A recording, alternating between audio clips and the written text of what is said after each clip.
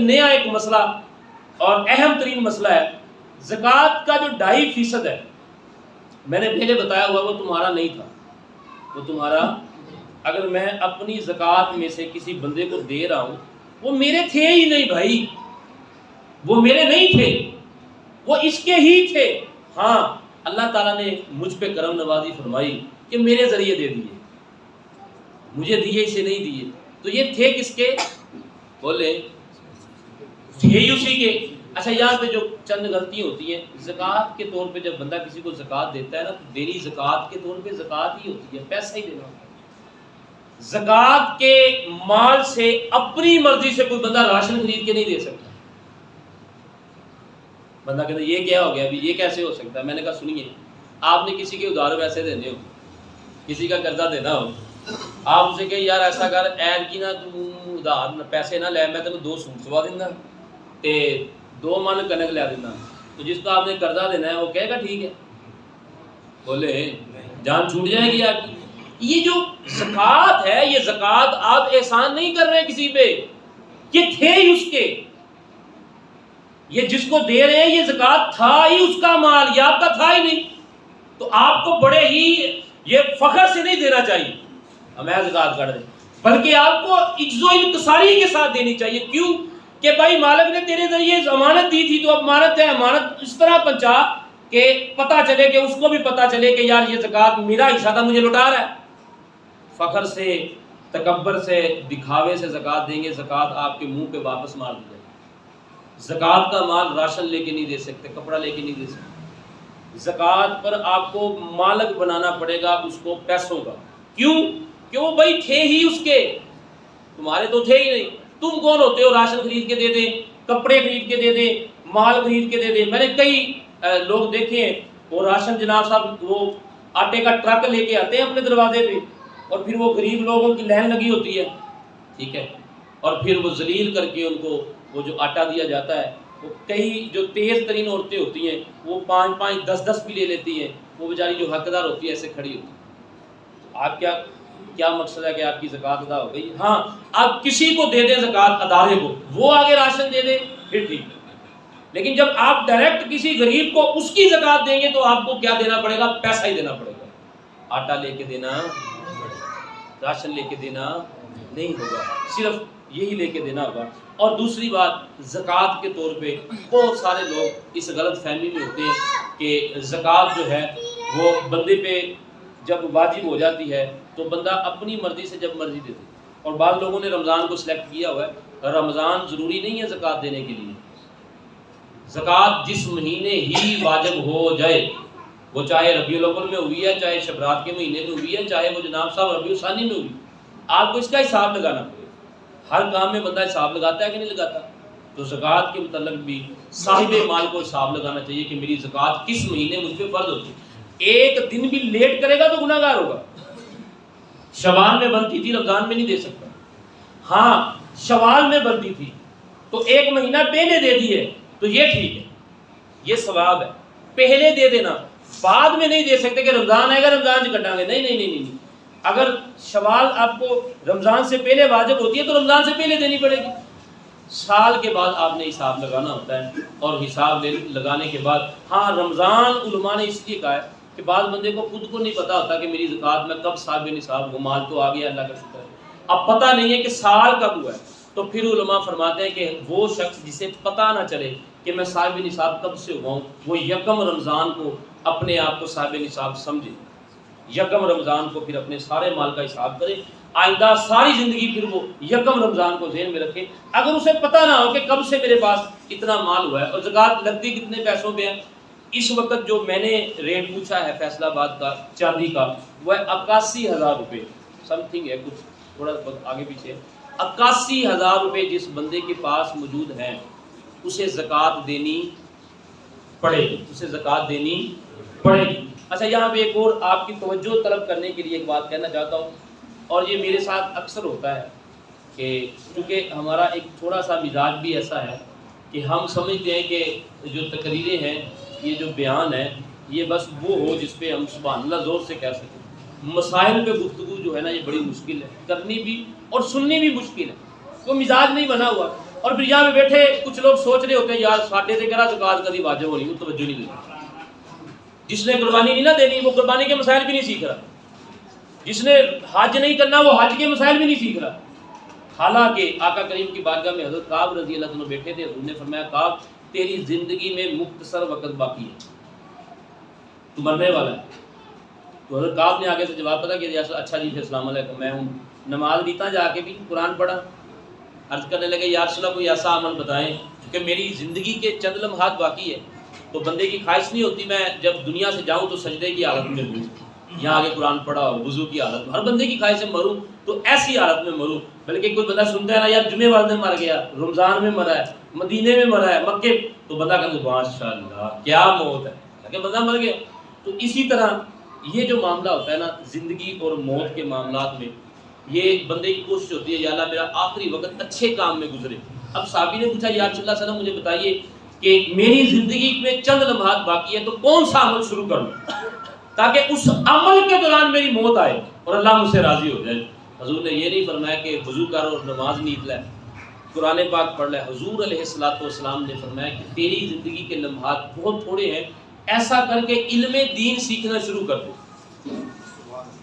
اب مجھے یہ بتائیے کہ صحابہ فرماتے ہیں کہ غالباً زور کا وقت تھا، عصر سے پہلے یہ صحابی فوت ہو چکے. اب اگلی نماز بھی جس نے نہ پڑھنی ہو، زکوٰۃ بھی جس نے نہ دینی ہو، حج بھی جس نے نہ کرنا ہو، جس نے کوئی نیک عمل کرنا ہی نہ ہو بعد میں، اسے علم دین سیکھنے کا کیوں کہا گیا ہے؟ صرف اس لیے کہا گیا ہے کہ اسلام نے ارشاد فرمایا کہ جو بندہ علم دین سیکھنے کے لیے گھر سے نکلتا ہے اللہ کے مقرر فرشتے اپنے پاؤں اس کے پاؤں کے نیچے اپنے پر بٹھا دیتے ہیں. جو حضور علیہ السلام نے فرمایا جو علم دین کا ایک لفظ سیکھتا ہے، کتنے لفظ ہے؟ آپ نے ایک مسئلہ سیکھا ہے، بے شک اس پہ عمل ساری زندگی نہیں کرنا، لیکن علم دین کا ایک مسئلہ سیکھ لیا ہے. حضور فرماتے ہیں 100 نفل مقبول پڑھنے کا ثواب اس کے خاتے میں لکھ دیا جاتا ہے. تو یہ بڑی معذرت کے ساتھ جب علمی گفتگو ہو رہی ہو نا تو بور نہ ہوا کرے بلکہ انٹرسٹ لیا کرے، زیادہ توجہ کیا کرے، تاکہ یہ جو رواج ختم ہو چکا ہے نا مسئلے مسائل کا، مسائل بیان ہوتے ہی نہیں ہیں کیونکہ نہ سننے والا مزاج ہے نہ کرنے والے. ٹھیک ہے، تو مسائل جہاں بیان ہو رہے ہو یہ نہ کہہ کہ ہمارے ساتھ پتہ نہیں او بھائی زکوٰۃ کے مسائل ہیں تو اللہ دینے والا ہے، وہ قادر ہے دینے پہ. ہو سکتا ہے القریب آپ پہ زکوٰۃ واجب ہو جائے، دے دے اتنا، اس کے خزانے میں کون سا کمی ہے؟ نہ وہ کسی سے اجازت لے کے دیتا ہے، اس کا تو اپنا خزانہ ہے، اپنی مرضیاں چلتی ہیں اس کی بنا. تو زکوٰۃ کے معاملے میں علم دین سیکھیں. 80,000 پہ 81,000 پہ جس بندے کے پاس ہو اور سال کنٹینیو گزر جائے اسے زکوٰۃ دینی چاہیے. دینی کتنی؟ صرف 2.5%. اور پھر مالک فرماتا ہے تو جب دے دے گا تو بدلے میں 700 گنا کا وعدہ بھی ہے، محبت بھی بڑھے گی. اور جب بندہ پیسہ نکالتا ہے نا، میں نے دیکھا ہے ترک دنیا جو ہونا چاہتا ہے نا، جو کہتا ہے کہ میں دنیا میں رہ کر دیندار بن جاؤں، تو سب سے بڑا کام سخاوت کرے. جسے بانٹنے کی عادت پڑ جاتی ہے نا، اللہ اس کے دل سے دنیا کی محبت بھی نکال لیتا ہے، وہ بانٹنا شروع کر دیتا ہے نا. جو بانٹنا شروع کر دیتا ہے اللہ اس کے دل میں دنیا کی محبت بھی رکھتا ہے لیکن آخرت کی محبت پہ ہیوی نہیں ہونے دیتا. اور پھر یاد رکھیے جو بانٹ دیا جاتا ہے نا، اما عائشہ صدیقہ رضی اللہ تعالیٰ عنہ کی بارگاہ میں نا حضور علیہ السلام نے ایک بکری دی، ذبح کی اور فرمایا یہ گوشت بناؤ اور اسے تقسیم کر دو. اما عائشہ صدیقہ نے وہ گوشت بنایا اور بخاری شریف کی حدیث سے سارا گوشت جو ہے نا وہ حضور کے دروازہ اقدس کے سامنے ایک چبوترا ہے، جو مدینے گئے ہوئے ہیں انہوں نے دیکھا ہوگا، جو نہیں گئے جب جائیں گے دیکھنا، حضور کے روزے کے دروازے کے سامنے ایک چبوترا ہے، اتنا اونچا ہے، اس کے ارد گرد باڑ بھی لگی ہوئی ہے. وہ صحابہ صفا کا چبوترا ہے، یعنی کہ صحابہ صفا ایک خاص صحابہ کا ایک گروہ تھا جو ہر وقت علم دین سیکھنے کے لیے بیٹھا رہتا تھا. اسے کہتے ہیں صحابہ صفا. اس صفا کے اس ٹیلے پہ بیٹھے رہتے تھے. اما عائشہ نے سارا گوشت جو ہے نا، سارا گوشت جو ہے وہ ان میں تقسیم کر دیا اور ایک پیالی جو ہے نا حضور کے لیے رکھ لی دستی کے گوشت کی. حضور کو دستی کا گوشت بڑا پسند تھا نا. حضور تشریف لے کے آئے تو حضور علیہ السلام نے اما عائشہ سے پوچھا عائشہ گوشت کدھر ہے؟ یا رسول اللہ لے کے آتی ہوں. جب گوشت لایا گیا تو حضور نے فرمایا کہ بچا گیا ہے، بچایا گیا ہے. یا رسول اللہ یہ ایک پیالی آپ کے لیے بچائی ہے. حضور نے باقی کہ یا رسول اللہ ساری بانٹ دی ہے. حضور نے فرمایا اصل میں وہی تو بچایا ہے، تمہیں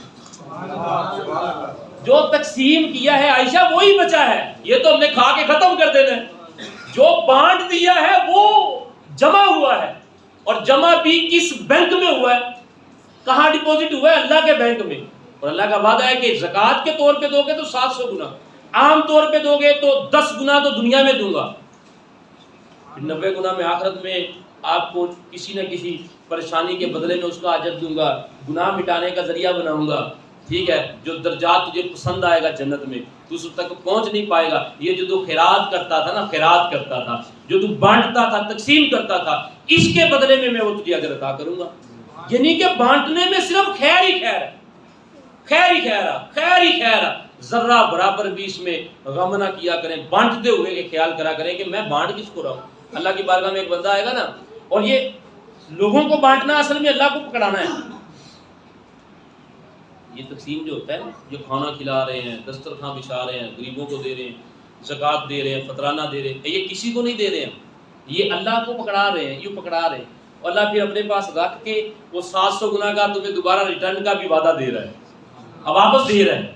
ٹھیک ہے، اور پھر جو جس کو دے رہے ہو اس کی دعاؤں کا اثر علیحدہ ملے گا تمہیں، اس کی محبت کا اجر تمہیں علیحدہ ملے گا. فرمایا نہیں کہ کچھ لوگ دنیا سے جاتے ہیں، گناہ گار ہوتے ہیں، کسی بندے کے منہ سے نکل آتا ہے اللہ اس کی مغفرت فرمائے، اللہ فرماتا ہے چل کسی مومن دے منہ نکلے اللہ فرماتا ہے معاف کر دے. یہ بہانے ہوتے ہیں نا، یہ بہانے ہوتے ہیں، بانٹنے پہ کبھی ختم نہیں ہو سکتے. یہ اپنا ذہن بنا لے، بانٹنے پہ، تقسیم کرنے پہ.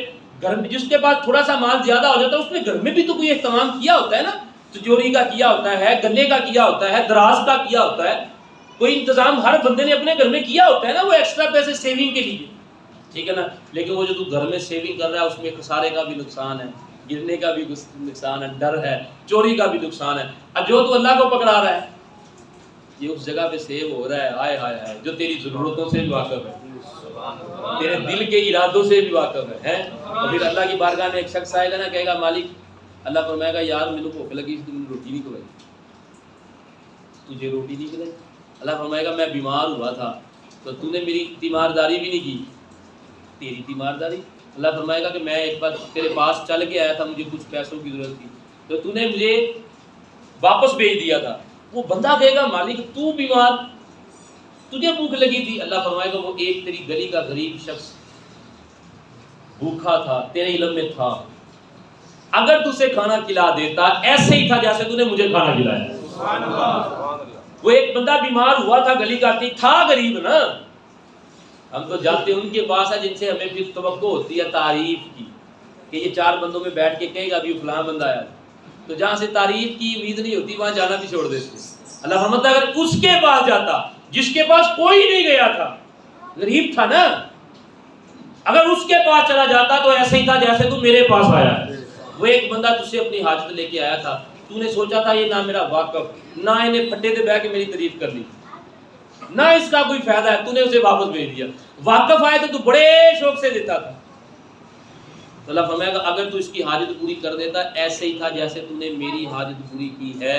مجھے بتائے کہ جس بندے کی مدد کو اللہ اپنی مدد کہے، یعنی کہ اللہ کے بندوں سے پیار کرنا اصل میں اللہ سے پیار ہے، اللہ کے بندوں کا خیال کرنا اصل میں اللہ سے محبت ہے، اللہ کے بندوں کو دینا اصل میں اللہ کو جمع کروانا ہے. تو یہ زکوٰۃ کے معاملے میں کبھی بھی پریشان نہ ہوا کریں کہ کسی طریقے سے میں نے لینٹر ڈالنا ہے عید کے بعد، میں کیسے زکوٰۃ نکالوں، میں نے اپنی بیٹی کی شادی کرنی ہے. اور بھائی یہ ساری چیزیں ایک طرف کر کے جب تجھ پہ زکوٰۃ واجب ہو جائے خوش دلی کے ساتھ زکوٰۃ نکال کے دیکھ، اللہ تیری بیٹی کی شادی بھی اچھے طریقے سے کر دے گا، تیرے مکان کا لینٹر بھی پڑ جائے گا.